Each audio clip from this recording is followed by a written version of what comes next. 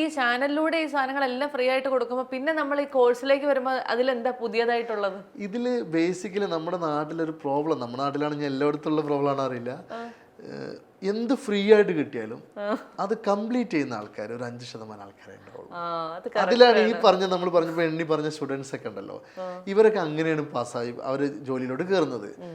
ഇരുന്ന് പഠിക്കാൻ റെഡി ആയി കഴിഞ്ഞാൽ ഓൺലൈനിൽ അവൈലബിൾ ആയിട്ടുള്ള മെറ്റീരിയൽ അത്രയും വേറെ എവിടെയും കിട്ടില്ലെന്ന്. ഇന്നിപ്പോൾ നമ്മൾ പഴയ കാലത്തെ പോലെ ഒരു കോളേജിൽ പോയി അവിടുത്തെ ലൈബ്രറി എടുത്ത് ഒരു ബുക്ക് എടുത്ത് പഠിക്കേണ്ട ആവശ്യമില്ല.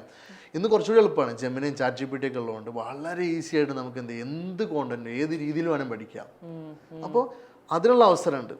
അത് പ്രോപ്പറായിട്ട് യൂസ് ചെയ്യിപ്പിക്കുക എന്നുള്ളതാണ് നമ്മുടെ പരിപാടി. അപ്പോൾ അതിലാണ് ഈ കോണ്ടന്റ് ഒക്കെ ഞങ്ങൾ ഫ്രീ കൊടുക്കുന്നത്. പക്ഷെ 5% ആൾക്കാരെ കംപ്ലീറ്റ് ചെയ്യുള്ളൂ.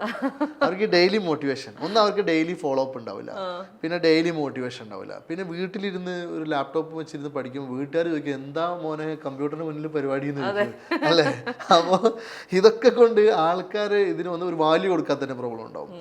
അപ്പോൾ ഇതൊക്കെ ഉള്ളതുകൊണ്ട് തന്നെ പാടാണ് പഠിച്ച് പാസ്സാവുക എന്ന് പറയുന്നത്. അത് കംപ്ലീറ്റ് ചെയ്യാന്നുള്ള പാടാണ്. ഇനി ഇത് കംപ്ലീറ്റ് ചെയ്ത് കഴിഞ്ഞാലല്ലേ ഇപ്പൊ നമ്മൾ ഈ പറഞ്ഞ എല്ലാ പ്രതിബന്ധങ്ങളും തരണം ചെയ്ത് കംപ്ലീറ്റ് ചെയ്ത് കഴിഞ്ഞു കഴിഞ്ഞാല് ഒരു ജോബ് പ്ലേസ്മെന്റ് എന്ന് പറയുന്ന റെസിസ്റ്റൻസ് നമുക്ക് കിട്ടുന്നില്ലല്ലോ. അത് പാടാണ്. അവിടെയാണ് നമ്മൾ അതും കൂടി ഒരു വാല്യൂ വരും. അതായത് ഇപ്പോൾ ടെക്ക് പഠിക്കാനത് ഓക്കെയാണ്, പക്ഷെ അതേസമയം കമ്മ്യൂണിക്കേറ്റ് ചെയ്ത് പഠിക്കാൻ പറ്റൂല. ഒന്ന് ടെക്ക് കംപ്ലീറ്റ് ചെയ്യുന്ന ആൾക്കാർ 5% ഉള്ളൂ.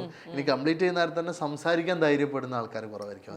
ഇനി സംസാരിക്കാൻ പഠിച്ചാലും കമ്പനികൾ എങ്ങനെ അപ്രോച്ച് ചെയ്യുക, എങ്ങനെ മെയിൽ അയക്കാം, എങ്ങനെ അവരെ ലിങ്ക്ഡിനിൽ കോൺടാക്ട് ചെയ്യാം, എങ്ങനെ അവരെ ഫോൺ വിളിച്ച് സംസാരിക്കാം, അതിൽ എന്ത് പറയണം എന്ത് പറയരുത്, സാലറി അവർ ഓഫർ ചെയ്യുമ്പോൾ എന്ത് നെഗോഷിയേറ്റ് ചെയ്യണം, എങ്ങനെ നെഗോഷിയേറ്റ് ചെയ്യണം, പിന്നെ അതുപോലെ തന്നെ ആ കമ്പനി ഓക്കെ ആണോ അല്ലയോ എന്നുള്ളതിൻ്റെ ഒരു പ്രോബ്ലം ഉണ്ടാവും. അപ്പം നമ്മളെപ്പോലെ ടീം കൂടെ ഉണ്ടാകുമ്പോൾ ഇവർക്ക് അതും കൂടെ വെരിഫൈ ചെയ്ത് കൊടുക്കുകയാണ്.